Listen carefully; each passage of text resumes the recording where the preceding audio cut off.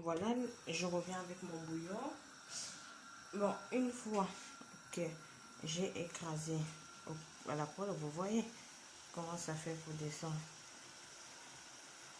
Je n'écrase pas trop, hein. Faut pas trop l'écraser. Voilà. Heureusement, j'ai vite arrêté. Je sentais qu'il allait tomber dans la marmite.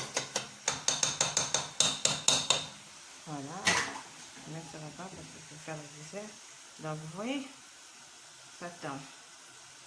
Donc, une fois que ça fait ça, vous venez rajouter vos 2 cubes. Donc là, le premier cube, je le rajoute. Le deuxième, je rajoute aussi.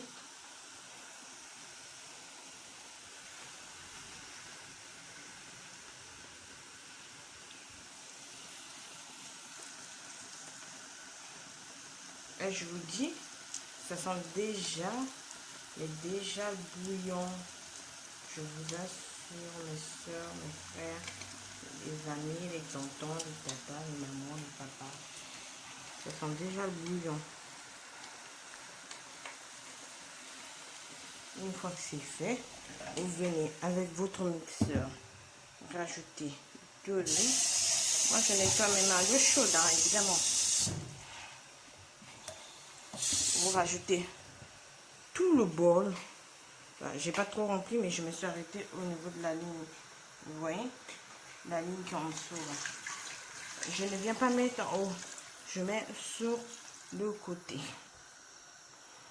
C'est aussi parfait. C'est bon. Ça va cuire.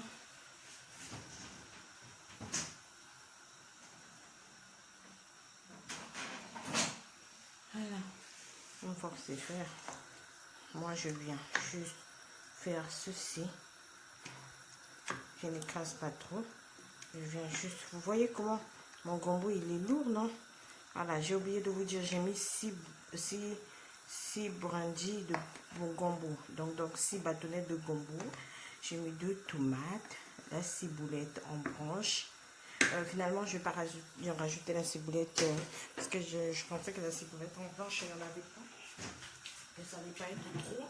Mais finalement, c'est bon, c'est parfait. Et après, je viens mettre un peu de piment d'Espelette. Donc, juste légèrement. C'est parce que je n'ai plus de tomate, de piment, fraîche. Piment frais, quoi. J'ai dit fraîche. Au lieu d'un piment, j'ai dit la piment en gros. Franchement, c'est la fatigue de la journée. Donc, voilà. Une fois que c'est fait, je couvre mon gombo, mon bouillon, et je le laisse au feu pendant au moins, là il est quelle heure? Il est 19h59 chez moi, on va dire 20h, donc je laisse jusqu'à 20h30, sachant que à 20h10, je vais venir rajouter, 200 ml d'eau de mon mixeur dedans. Donc à 20h10 et après, ce serait bon. Oui, ça commence déjà à bouillir.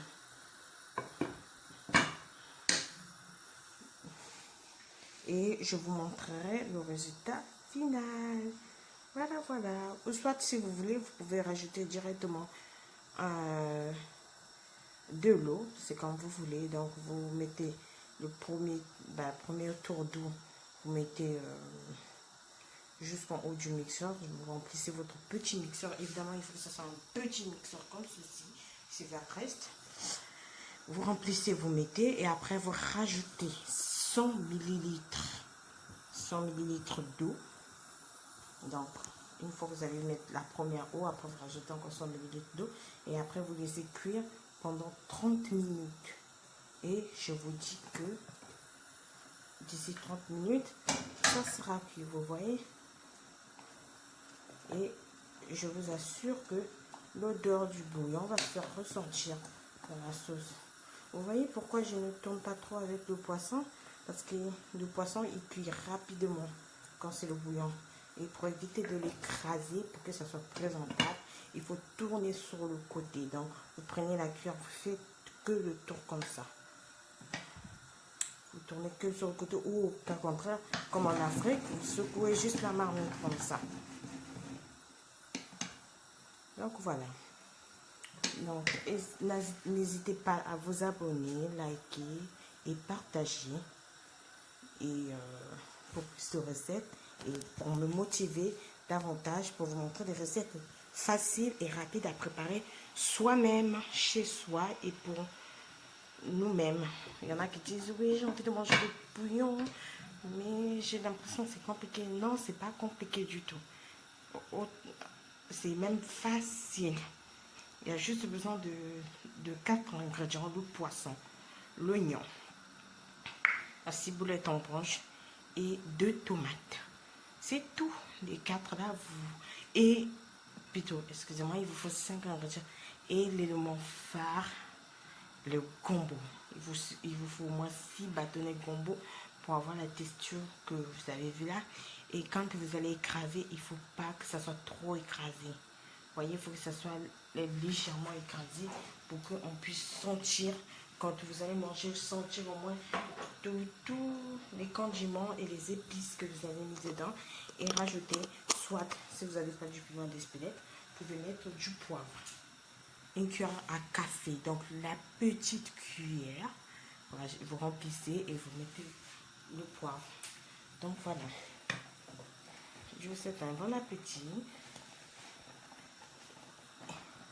et à très bientôt les amis. Bye bye.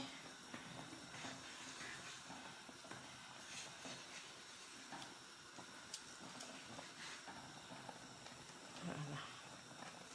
Et j'ai oublié de vous dire en fait, et à la fin, une fois que ça sera cuit, vous rajoutez de l'huile, 2 cuillères à louche comme ça d'huile.